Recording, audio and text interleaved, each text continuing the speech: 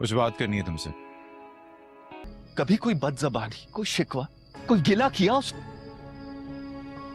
मिनाल एक लड़के की मोहब्बत में घर छोड़ के गई, फिर दूसरे लड़के से शादी कर ली।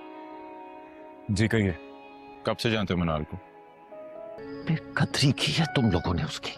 पहले ही ला ताल्लुक कर चुके थे वो उसे। ये क्या कहानी है?